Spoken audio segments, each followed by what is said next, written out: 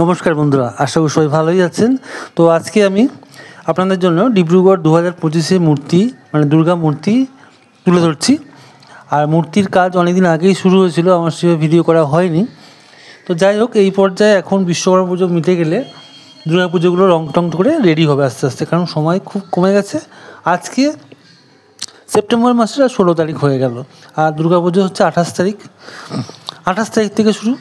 তো সেই জন্যে মূর্তিশিল্পীদের অনেক চাপ আছে, প্রচুর চাপ। কারণ এই বিশ্বকর্মা পুজো যতক্ষণ না মিটছিল ততক্ষণ ওরা সময়টা পাচ্ছিল না। বিশ্বকর্মা পুজোর জন্য আজকে ঠাকুর রেডি করে দিয়েছে।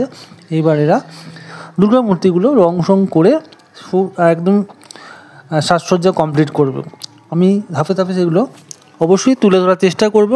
তো আজকে আমি যেটুকু সময় পেয়েছিলাম ফাঁকে একটু এই দুর্গা মূর্তির ভিডিও তুলে ধরলাম। আপনারা অবশ্যই কমেন্ট করে জানাবেন আপনাদের কেমন লাগলো। আর আপনাদের অনুরোধে আমি সমস্ত মূর্তিশিল্পীর কাছে একবার করে যাওয়ার চেষ্টা করব।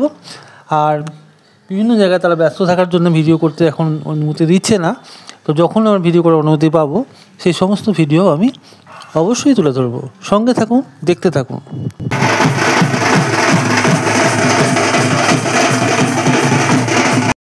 তো যাই হোক, মূর্তিশিল্পীর শিল্পালয়ে আমি এসেছিলাম, সমস্ত দুর্গা মূর্তিগুলো এখন আজকে তুলে ধরতে পারলাম না।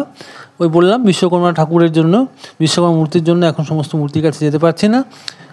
তো পরবর্তী পর্যায়ে অবশ্যই আমি আসব, আর আপনাদের সামনে অনেক মূর্তির ভিডিও আমি উপহার দেব। সবাই অনেক ভালো থাকুন, সুস্থ থাকুন। 2025 দুর্গা পুজো ডিব্রুগড়ে বেশ বড় আকারেই হচ্ছে। সবাইকে ওয়েলকাম, সবাইকে জানাচ্ছি অবশ্যই ডিব্রুগড় টাউনের দুর্গা পূজাগুলোকে ভিজিট করুন। আর বিশেষ পুজোগুলো তো আপনারা অবশ্যই জানেন, যেমন চিরিং চাপুরি আছে, গোশালা, এছাড়া মারোয়ারি পট্টি, মালি পট্টি, মিউনিসিপ্যালিটি, মিত্র সংঘ, অনেক